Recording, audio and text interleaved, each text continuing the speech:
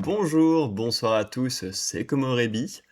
On se retrouve pour un nouvel épisode de la lumière pop de la semaine, celui sur la semaine numéro 23 de 2026. On va donc parler des 8 œuvres que j'ai découvertes entre le 1er et le 7 juin. On est toujours un peu en retard, mais il y a déjà 2 épisodes qui sont sortis du four hier. On va reprendre tranquillement et sprinter tout ça. Ça va être super. Parce que c'est vrai que c'est très agréable de retraverser mentalement 80 œuvres d'un coup. Voilà, et par rapport à hier et au retour, j'ai pas grand chose de plus à raconter, si je ne m'abuse. Donc bah, on en voit, hein. Il va falloir enchaîner un peu, je vais me repréparer un verre d'eau, je pense, pour éviter de faire disparaître ma voix aujourd'hui. Parce que j'aimerais bien enregistrer 2 épisodes aujourd'hui aussi, mais il va falloir que je garde un peu ma voix, parce que ce soir, je vois des gens, ce qui n'était pas le cas hier. Donc je vais utiliser un peu ma voix. Bref, dites-moi en commentaire comment vous allez, ce que vous avez découvert récemment et ce que vous avez pensé des œuvres dont je parle dans cet épisode. Bon visionnage! Tout d'abord, j'ai lu le volume 19 de The Elusive Samurai, qui a une couverture assez étrange, dira-t-on, à défaut de trouver mieux ou d'assumer un peu plus. Natsu utilise ses armes et ses déplacements, hein, on voit sa couverture, mais de manière assez étrange. Et si vous êtes très attentif et que vous suivez très attentivement tout ce que je fais, vous avez peut-être remarqué une différence de couleur au niveau de la note. J'ai fait une mise à jour OBS, les couleurs ont sauté, j'en ai mis des nouvelles, parce que c'était trop dur de retrouver les bonnes. Voilà, c'est pas très grave, ça ne change pas grand-chose. Donc, un nouveau volume de The Elusive Samurai. J'ai l'impression que ça faisait un petit moment et il y en a toujours pas eu depuis. En même temps, bon bah c'était début juin, donc ça fait que 2 mois, dont les mois d'été, donc ça va. On a un sujet plutôt léger, pas en tant que tel, hein, ça concerne la vengeance, mais sur son traitement, entre Nita, donc qui est un très jeune soldat qui a vu son père, si je ne m'abuse, être bien maltraité plus tôt. Et il se venge de Moroyazu. Ça marche bien, c'est cool de voir des personnages liés comme ça entre eux par les batailles précédentes, même encore plus quand il ne s'agit pas des principaux, histoire de les rendre un peu plus vivants.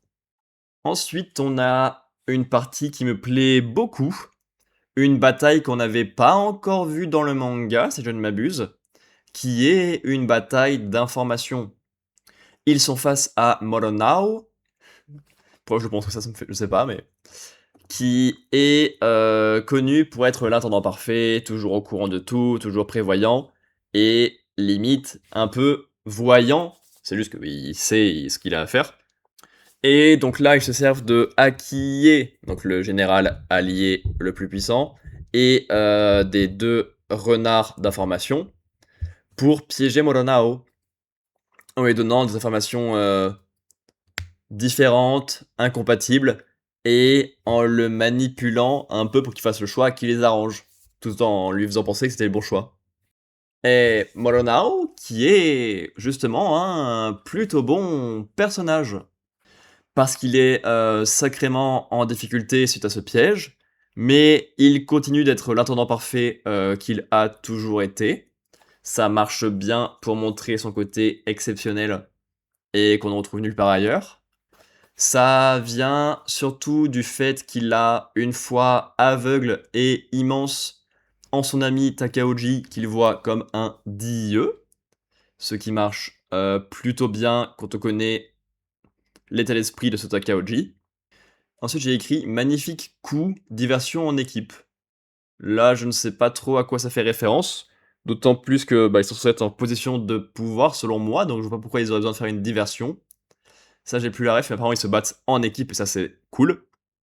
Mais derrière, Takaoji arrive et comme à chaque fois, il se fait un peu malmener, il change un peu la narration et il a une sacrée chance sur la mort de son général adverse. Et donc on a le droit à un long moment d'adieu et de fuite pleine de pièges. Parce que c'est la deuxième fois que notre personnage principal perd une figure d'autorité et d'apprentissage. Plutôt un père de substitution, là c'est plutôt un frère de substitution. Ça marche bien pour le construire, pour montrer les erreurs ou les difficultés de ses aînés et le faire évoluer. On a une très belle fin pour un personnage haut en couleur et un personnage principal prêt à régler ses comptes. C'est rapide, c'est efficace, c'est simple, mais en vrai ce volume-là il marche très bien. Les moraux et les technologies ont été utilisés depuis belle lurette, donc ça marche bien quand ils sont en avant. Et on a surtout un moment très marquant et vraiment bien écrit. Rien à dire, hein. Ah.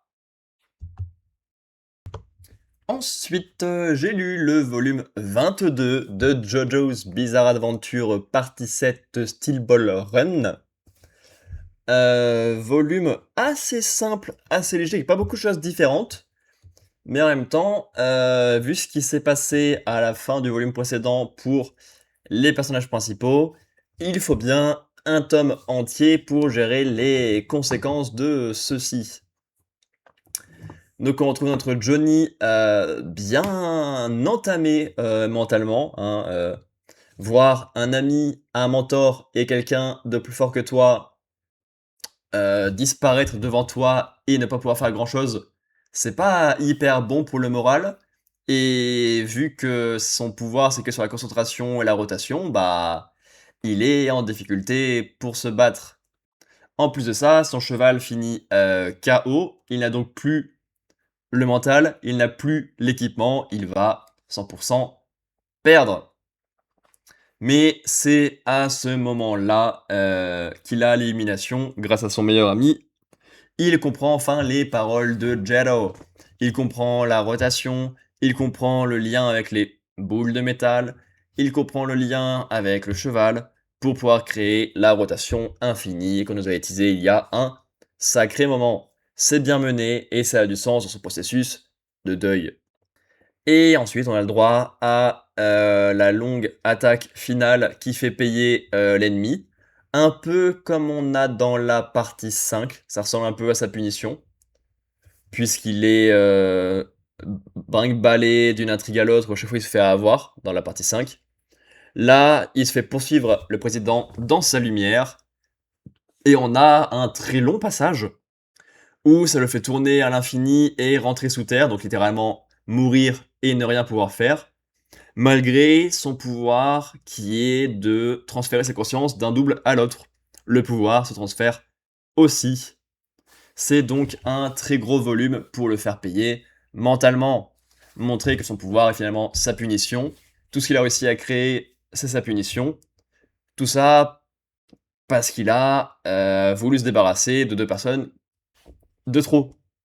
Et ça marche bien comme punition sur lui. Mais surtout, j'aime beaucoup sa tentative finale, qui est de revenir dans l'univers de base pour proposer un marché, annuler la rotation et faire revenir un autre Jero. Et vu la mentalité qu'on connaît de Johnny, son envie de tuer, son envie de faire mieux, son histoire avec son frère mort et son père qui regrette que lui soit encore en vie, plein de questions se posent sur s'il va le faire ou pas. Et pas mal de points faibles ou d'éléments précédents dans la construction prennent pas mal de sens dans ce volume-là et c'est très agréable à lire.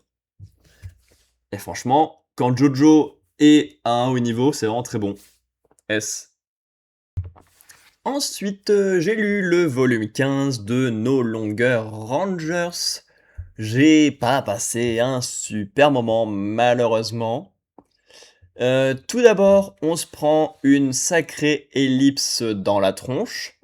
En même temps, on s'est tapé un gros arc de guerre totale avec 3 camps différents pendant pas mal de volumes. Donc se prendre une petite ellipse avant de s'attaquer un peu plus en détail aux conséquences, ça a du sens. On a notre personnage principal, D, qui apprend un peu ce qu'est, la vie normale auprès, d'un de ses collègues, pour essayer d'être encore plus, caché et de mieux se débrouiller. Malgré ça, il n'oublie pas d'où il vient, parce qu'il passe quand même voir ses, camarades troupiers, comme lui, pour leur dire de continuer à se battre et qu'il va les libérer. C'est cool, ça ajoute un peu de lien avec eux et montre que son objectif n'est pas que égoïste. Ensuite, on va dans le gang des Yellow Rangers.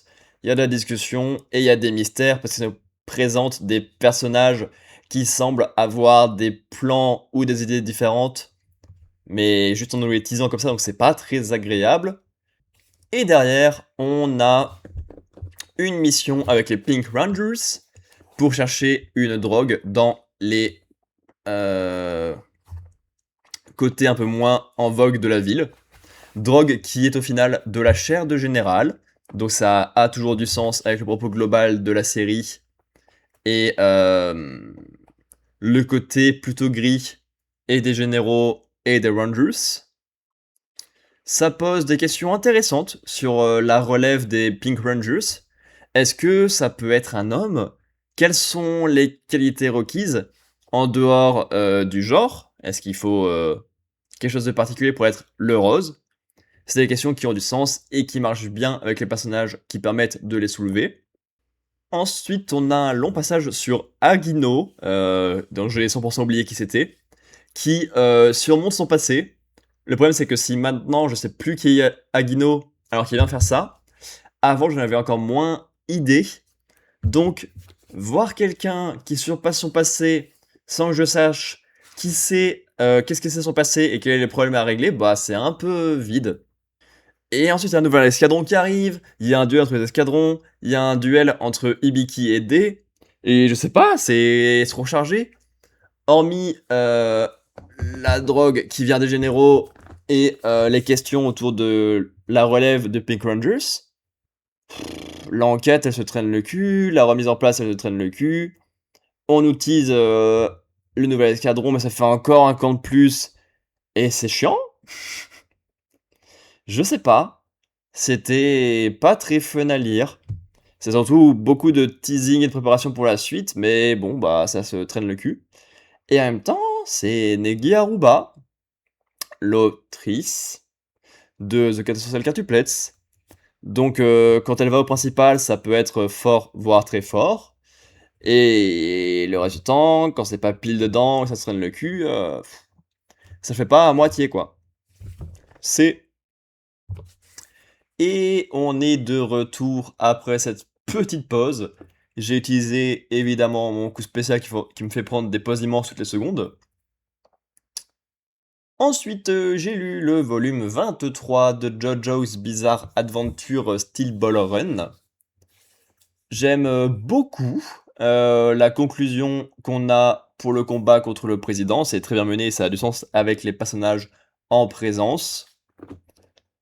Johnny est prêt à faire croire au président, puisqu'il est dans un arc mélioratif où il a dû apprendre à se refaire confiance et à se relever à nouveau, puis à faire confiance à des alliés, et là il est en train d'essayer de faire confiance à des ennemis. Le problème c'est comme le président il est sûr de lui parce qu'il a 1 milliard de pouvoir et qu'il fait tout seul depuis le début, eh ben il s'attire sa propre perte une nouvelle fois. Il veut utiliser la gentillesse de Johnny contre lui et en paye le prix lourd. Ça marche bien.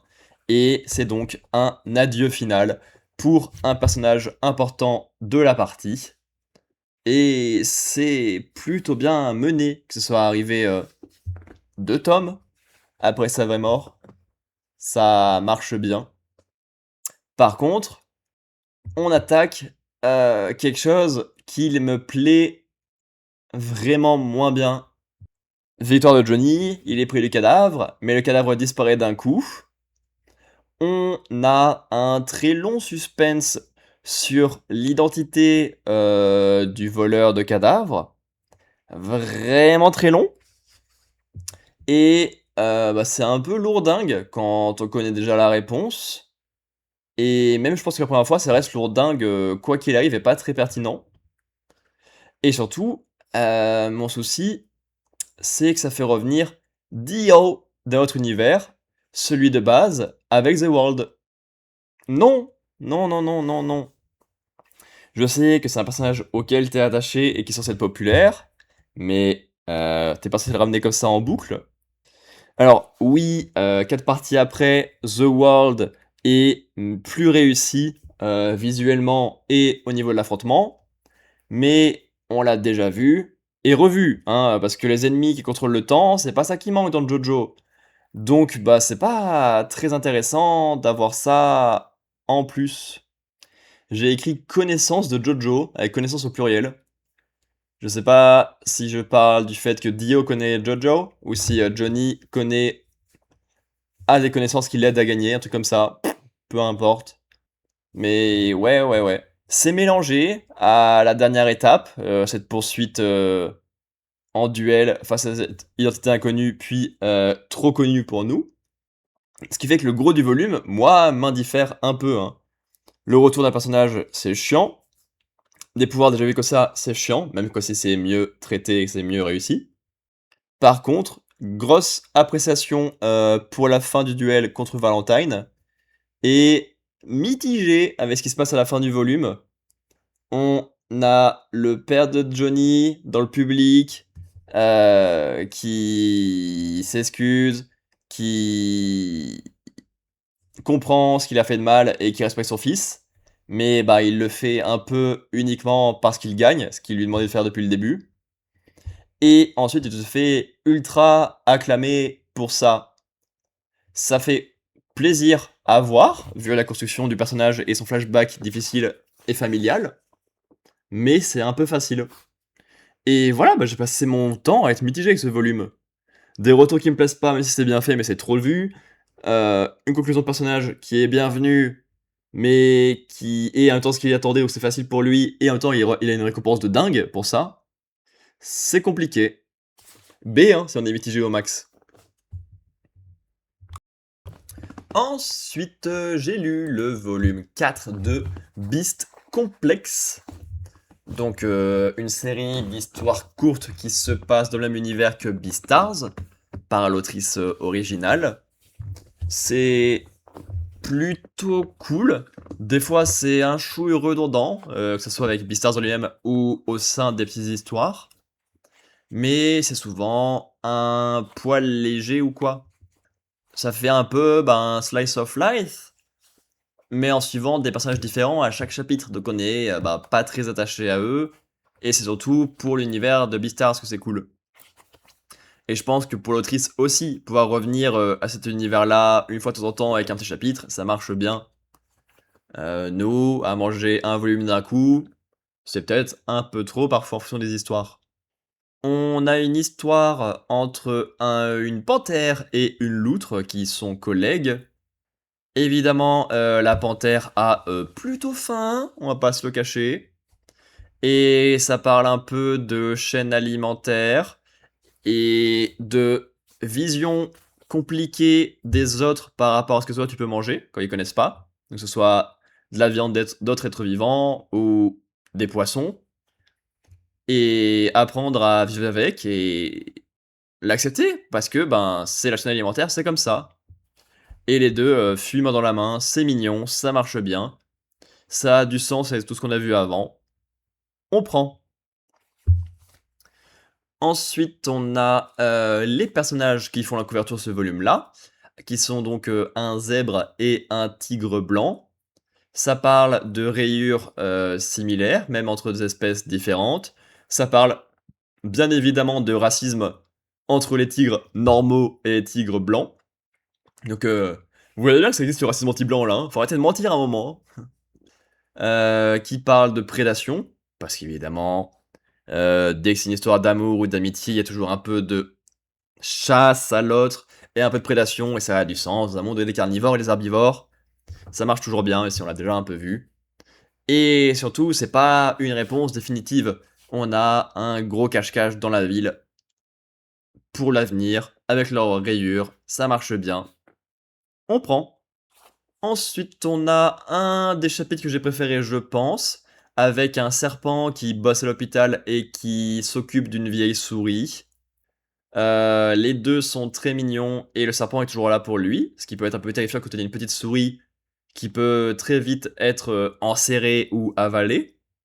Et le serpent fait une magnifique action pour lui en ne respectant pas les règles de l'hôpital pour soutenir ses besoins et l'aider à aller mieux. C'est très mignon, ça marche bien. Et pour le coup, il y a peu de prédation, il y a peu d'amour, c'est différent. On prend. Ensuite, il y a, je pense, l'histoire que j'ai le moins aimée. On a un chien, policier si je ne m'abuse, qui suit une louve. Il la trouve normale, juste il la suit partout parce qu'il adore faire ça avec son flair. Et après, hop, il découvre qu'elle est cannibale et c'est la fin. Et alors, il y a peut-être des sous-entendus ou des trucs que j'ai pas compris. Mais comme ça pour moi, ça manquait un peu de sujet, je sais pas trop quoi en faire. Deuxième histoire que j'ai beaucoup aimé, je pense. On a un iguane qui est très paumé dans la vie, très seul chez lui, qui a l'air content de celle-ci, même si du coup il se force un peu parce qu'il a plus le choix maintenant. Et il tombe sur un petit manchot qui l'élève. Et bah forcément, en élevant une créature, ben tu t'élèves aussi. Ça marche bien pour le faire apprendre et donner des responsabilités. Et voilà, c'est de l'amour aussi techniquement, hein, l'amour filial. Mais on prend parce que c'est nouveau. Et ensuite, on a un chapitre avec Legoshi et Haru, les deux personnages principaux de Beastars. Euh, c'est pour dire qu'ils ressemblent à un vieux couple, parce que ils font pas l'amour. Oh là là, la honte, ils font pas l'amour, ils font pas l'amour. Du coup, c'est trop un vieux couple trop nul. Voilà, et après, bah, forcément, elle essaye d'éveiller à nouveau son instinct de prédateur pour que le sexe arrive. Et là, ouais, bah, il y a le sexe. Ça me parle pas beaucoup ce chapitre-là, je vous avouerai. Voilà, au final, c'était plutôt bien. Il y a eu des volumes mieux. Il y aura sans doute des volumes pires si ça continue. Ça fait plaisir à l'autrice de revenir dans ce monde tous les chapitres. Nous, c'est peut-être beaucoup d'un coup. Mais pour l'instant, c'est encore ok. Ah. Ensuite, j'ai lu le 24e et dernier volume de JoJo's Bizarre Adventure, partie 7, Steel Ball Run. On a le droit à la suite du combat contre The World. Maintenant que la déception du retour est passée, je veux un peu plus profiter de ce qui se passe réellement et des différentes idées mieux menées et nouvelles autour de ce pouvoir. D'autant plus face à un pouvoir de rotation qui peut le poursuivre un peu à l'infini et l'emmener dans une boucle infernale. Ça marche pas mal contre un pouvoir d'arrêter le temps. On a un passage par les égouts pour fuir le flair et pour attaquer de manière cachée. Évidemment, un niveau dans les égouts. Waouh, l'imitation était forte là. Et surtout, on a un gros duel au corps à corps à la toute fin. Ce qui est audacieux et dangereux autant pour l'un que pour l'autre, hein. Venir au corps à corps contre quelqu'un qui peut arrêter le temps et venir au corps à corps contre quelqu'un qui t'emmène dans un tourbillon infini, c'est beaucoup. Et les deux sont prêts à sacrifier une bonne partie de leur corps pour venir à la victoire. Et justement, c'est Dio qui gagne à ce jeu-là. Il prend cher, mais arrive à envoyer la rotation là d'où elle vient. Et c'est très cool, je trouve, d'offrir la victoire à un adversaire et pas à un Jojo. Quand bien même il a beaucoup évolué, quand bien même il a beaucoup mûri, quand bien même il a une vengeance à prendre, il n'est toujours pas au niveau de Dio, parce que c'en est un encore supérieur. Et en plus de gagner ça, il remporte la course, donc il a absolument tout gagné. Mais derrière, vu qu'on est sur une partie très croyante qui tourne autour des hommes bons et de Jésus en MacGuffin, un personnage autant plein de vices ne peut que mal finir. Et justement, quand Lucy vient le voir, il essaye encore de la violer. Yes, trop bien cette partie, t'écris trop bien les personnages féminins, et ça fait trop plaisir de voir Mountain Team, le président, Dio, tous vouloir se faire une petite de 15 ans là, oh, c'est trop bien. Alors, techniquement, les trois ont bien payé, hein, mais dans la liste, il y en a un qui était même pas méchant à la base, et donc je ne comprends pas pourquoi c'est écrit comme ça. Mais bref, juste au retour des choses, euh, suivre son instinct sexuel l'a mené à sa perte, parce qu'il restait un bout du Dio de cet univers. Et surtout, tout n'est pas si terrible pour Johnny, qui peut échapper à sa rotation grâce à Steven Steele, qui sont donc vraiment les deux MVP de cette partie, largement. Steven et Lucy, c'est les deux meilleurs personnages, de très loin. Voilà. Et ensuite, on a la conclusion, avec une victoire de la Ball Run de quelqu'un d'autre. On n'en a rien à faire, parce que la course n'était qu'un prétexte depuis le début. Et c'est dommage, parce que les tomes les plus récits concernaient la course, pour la plupart. Et bah surtout Jojo qui a repris la marche, qui a évolué, qui a un père techniquement à retrouver, mais qui doit plutôt d'abord ramener Jero et tout ce qu'il a apporté dans son royaume et dans sa maison pour le faire respecter. C'était une sacrée partie quand même. Surtout juste après Golden Wind, parce que je vais Luston Océan plus tôt, je n'ai pas eu tout à fait dans l'ordre en relisant avec mes volumes reliés à moi. Là, on est face à une sacrée partie, il y a beaucoup de très bonnes choses. Sur 24, il y a le temps par contre de faire des volumes qui sont moins intéressants, moins réussis. Au final, je crois qu'il n'y a pas une si grande différence d'écart sur les notes moyennes, mais au niveau du ressenti, largement. J'ai passé une très bonne partie, il y a des très bons personnages. Les combats et les pouvoirs, on s'en fout un peu, mais il y avait des bonnes idées. Le contexte était super, même si du coup l'auteur n'avait pas grand chose à faire. Par contre, tout ce qui est conclusion, ouais, ça c'est réussi, ouais. Ah, bye bye Jojo, on se retrouve bientôt pour la partie 8. Bientôt, bientôt. Parce que techniquement, maintenant, quand on a terminé le rattrapage de Steel Ball Run, il nous reste Claw, dont on a commencé à parler la semaine dernière et qui est un peu en cours de temps en temps. Il nous reste Space Brothers, qui dure quand même 46 tomes. Et Jojo Lion, du coup. Donc voilà, ça se rapproche dans la partie 8, mais 46 tomes. Avant, pour éviter d'enchaîner deux parties de Jojo. On se reverra. Ah. Ensuite, j'ai lu le volume 21 de Fortnite of the Apocalypse. Ouais, je fais la même blague à chaque fois. Trop marrant. The Fortnite of the Apocalypse. On s'était laissé sur un tournoi bien chargé, près d'un des 4 grands chevaliers à abattre, pour essayer de récupérer Tristan, qui est dans la zone sans souvenir et avec une identité secrète très secrète. Tristan, Tantris. Wow. On a la fin du combat entre Balin, un nouveau personnage, et Hauser, qu'on connaissait déjà. Balin est invincible, il fracasse Hauser, qui se donne à fond. Ok, teasing d'un gros personnage d'un gros adversaire. On prend. Par Hauser, c'est pas ultra impressionnant, mais on prend quand même. On a le droit ensuite à un combat entre Sion et Tristan. Ça a du sens et c'est touchant, parce que Sion fait partie de son équipe. Il essaye de le ramener sur le droit chemin avec ses golems et avec ses souvenirs. Et on apprend pourquoi est-ce qu'il le suit à ce point. Sion était poursuivi par Viviane. En même temps, elle était fan de son père, donc elle est fan de lui aussi. Et le seul à avoir accepté d'agir malgré le danger, c'est Tristan.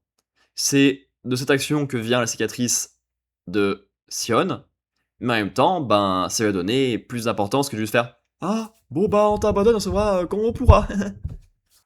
Voilà, ça marche bien. Ça pousse Tristan dans ses retranchements et le questionne sur son identité réelle, puisqu'il est prêt à tuer Sion, mais le sauve d'instinct quand même. Ok. Plutôt cool, plutôt combat intéressant, ça marche bien quand les personnages se connaissent. Ensuite, on a un combat entre Pelio et Isolde. Ça fait pas envie comme affiche. Et ça faisait pas envie à l'auteur non plus, puisque Pelio abandonne directement, parce qu'il est sûr que l'amour d'Isolde réussira à ramener Tristan. Ça a du sens dans l'univers de Fortnite et de Seven Deadly Sins. On assiste à une scène où Tristan se fait contrôler encore plus. Ok. On assiste à une scène aussi à l'extérieur où Deirdre plonge tout seul dans le désespoir. Bon, c'est pour montrer qu'il est méchant, qu'il va aller encore plus loin, qu'il va être encore pire en pire à chaque tour. Parce qu'il tue les deux potes avec qui il était venu, parce que ceux-ci sont jaloux. Euh, il considérait Ironside comme leur père, parce que bah, c'est lui qui l'a tout appris et les a élevés. Mais en même temps, il a recréé Deirdre, son fils perdu. Du coup, il y a de la jalousie entre eux, et bah ça s'est mal fini. C'est un peu cool, comme les relations familiales sont le sujet principal d'absolument tout à chacun, relations familiales ou amoureuses. C'est ce qui a créé l'amitié, enfin c'est ce qui a créé le lien entre Sion et Tristan. C'est ce qui a l'espoir de la solution pour Tristan et Isolde. C'est ce qui motive Deirdre à aller encore plus loin. C'est ce qu'on utilise également avec le grand chevalier en présence. Parce que oui, Bertholep, le chevalier dont on ne connaissait pas grand-chose, serait en fait le frère d'Escanor, encore en vie, et le père d'Isolde, ce qui ferait peut-être beaucoup. Le père de la fausse Isolde, pardon. Ce qui lie beaucoup de choses d'un coup. Est-ce que c'est pas un peu trop de dire à chaque fois, oh, lui qui était masqué, c'est le frère de lui, qui était mort normalement, mais en fait non. Lui, oh, c'est le fils de lui. Et ça, avec beaucoup de personnages, peut-être que c'est un motif un poil trop présent. Derrière, une nouvelle arme pour Perceval et Golter infiltré. C'est très chargé, c'est un arc bien rempli avec beaucoup de monde et beaucoup d'actions dans tous les sens. Surtout de la mise en place pour l'instant. Et on a le droit à 3 combats, un sur sa conclusion, un qui est abandonné et un qui est cool. J'ai passé un bon moment. Je sais pas quoi faire cette série.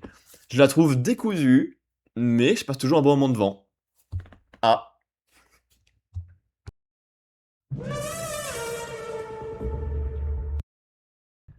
Et enfin, je pense que ce sera tout pour aujourd'hui. J'ai lu le volume 1 de Space Browsers. Ça va être bizarre d'en parler, parce que, comme vous le savez depuis les rattrapages de précédents, j'enregistre la semaine 23 là actuellement, alors qu'on est à la semaine 31, donc il y a beaucoup d'épisodes.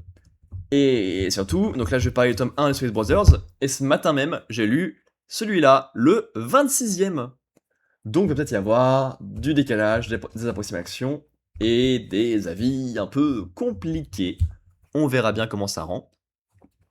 Série très importante pour moi, je l'ai lu 2 fois en scan, c'est exceptionnel, et j'ai pleuré plus d'une fois.